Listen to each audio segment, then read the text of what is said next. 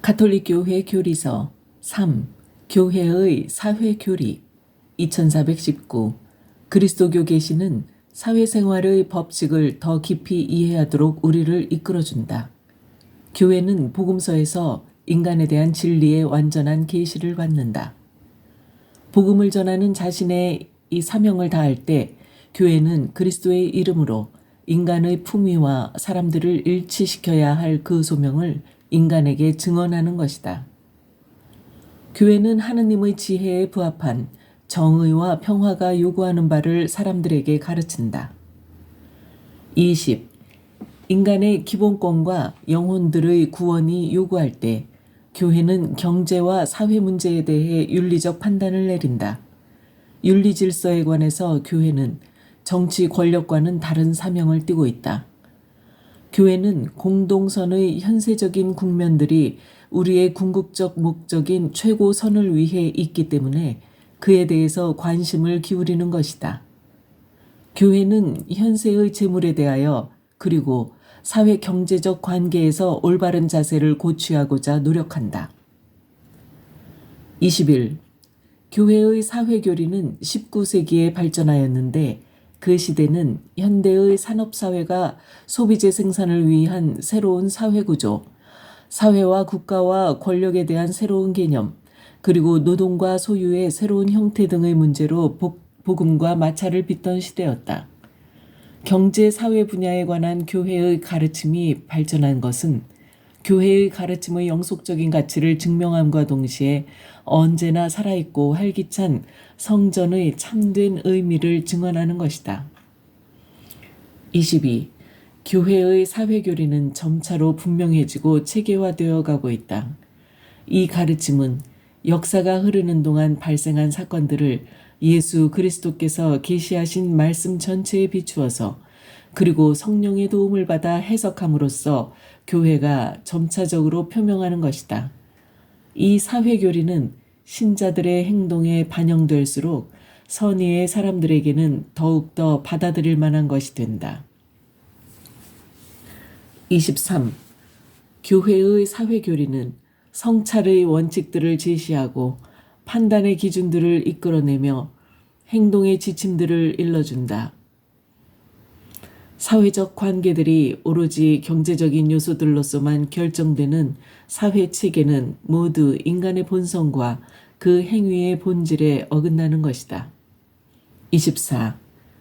이윤이 경제활동의 유일한 원칙이며 궁극 목표라고 주장하는 이론은 도덕적으로 받아들일 수 없다. 돈에 대한 과도한 욕심은 반드시 나쁜 결과를 낳는다. 이 과욕이 사회 질서를 어지럽히는 갖가지 갈등을 불러일으키는 원인들 가운데 하나이다. 생산 집단 조직을 앞세워 개인과 단체의 기본 권리를 무시하는 제도는 인간의 존엄성에 어긋난다. 인간을 오직 이윤을 위한 수단으로 전락시키는 행위는 모두 다 인간을 노예로 만들고 돈을 섬기는 우상 숭배로 이끌며 무신론의 확산을 돕는 것이다. 너희는 하느님과 재물을 함께 섬길 수 없다. 25.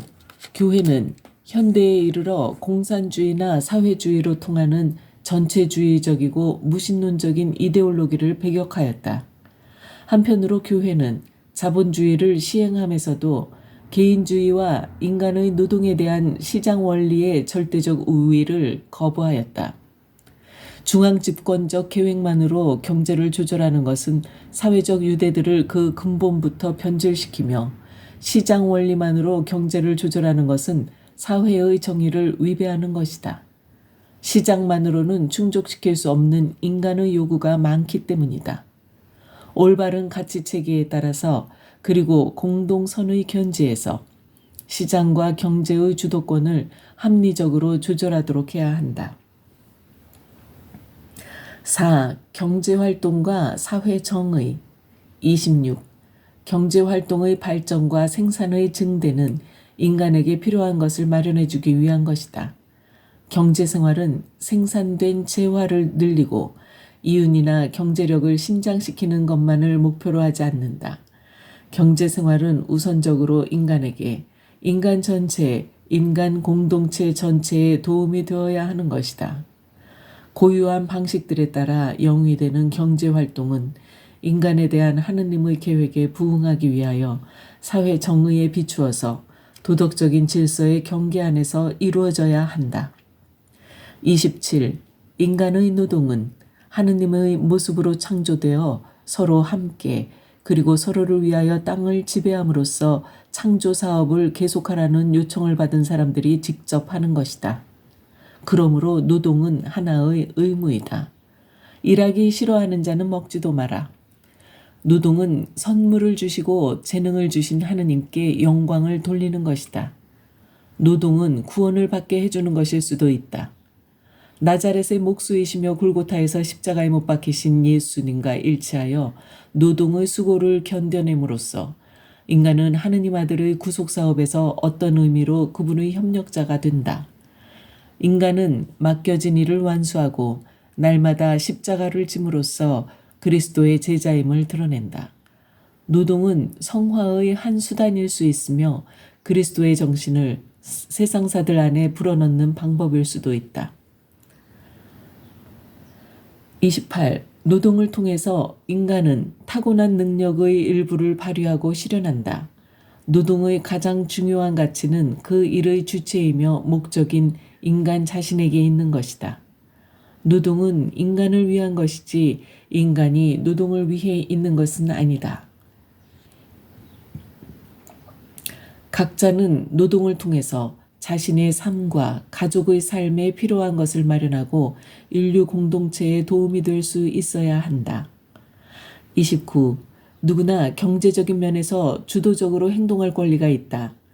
모든 사람에게 유익한 풍요로움을 제공하고 자기 노력에 정당한 결실을 얻고자 자신의 재능을 합당하게 사용해야 할 것이다. 각자는 공동선을 위해 합법적인 공권력이 정한 규칙을 따르도록 유의해야 한다. 30. 경제생활에는 자주 서로 대립되는 서로 다른 이해관계로 해서 마찰이 일어나는 때가 있다. 경제생활의 특징을 이루는 갈등의 출현은 대립되는 그 이해관계로 설명된다. 기업의 대표들, 노동조합과 같은 기구를 결성한 노동자들의 대표들, 그리고 때에 따라서는 공권력과 같은 사회 각 당사자의 권리와 의무를 존중하는 협상을 통해서 갈등을 완화하도록 힘써야 한다. 31.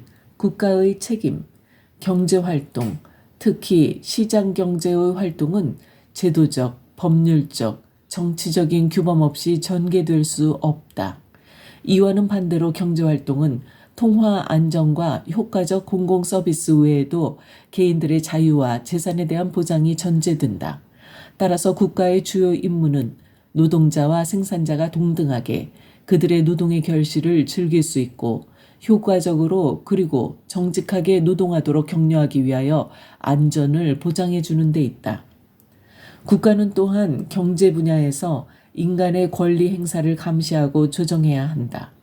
그러나 이 문제에서 그 첫 번째 책임은 국가에 있지 않고 개인들, 사회를 구성하는 다양한 집단들과 단체들에 있다. 32. 기업의 책임자들은 사회에 대해서 자신들의 활동에 대한 경제적, 생태학적 책임을 지고 있다. 그들은 이윤의 증대뿐 아니라 인간의 선익도 유념해야 한다. 그러나 이윤은 필요한 것이다. 이윤은 기업의 장래를 보장하는 투자를 실현하게 하고 일자리를 보장한다. 33. 취업과 직업은 남자와 여자, 심신이 건강한 사람과 장애인, 원주민과 이주민에게 모두 한결같이 부당한 차별 없이 허용되어야 한다. 상황에 따라서 사회는 나름대로 시민들이 일자리와 직업을 얻도록 도와주어야 한다. 34. 적정한 임금은 노동의 정당한 결실이다. 임금을 거절하거나 체불하는 것은 중대한 불의가 될 수 있다. 공정한 보수를 평가하려면 각자의 필요와 그의 공헌을 동시에 참작해야 한다. 노동의 보수는 각자의 임무와 생산성은 물론 노동 조건과 공동선을 고려하여 본인과 그 가족의 물질적, 사회적, 문화적, 정신적 생활을 품위 있게 영위할 수 있도록 제공되어야 한다. 당사자들의 합의만으로 정한 임금의 액수를 도덕적으로 정당화할 수는 없다. 35.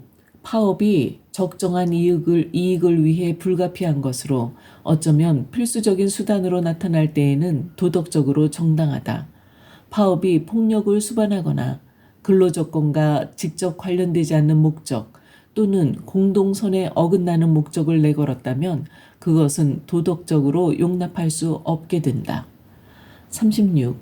합법적인 공권력이 정한 분담금, 보험료 같은 그것들을 사회보장기관에 지불하지 않는 것은 부당한 일이다. 실업으로 일자리를 잃게 되는 피해자들은 거의 대부분 그 품위에 손상을 입고 균형 있는 생활에 위협도 받게 된다. 그리고 실업자가 받는 개인적인 피해 이외에도 실업은 그의 가정에도 많은 위험을 안겨준다. 찬미 예수님.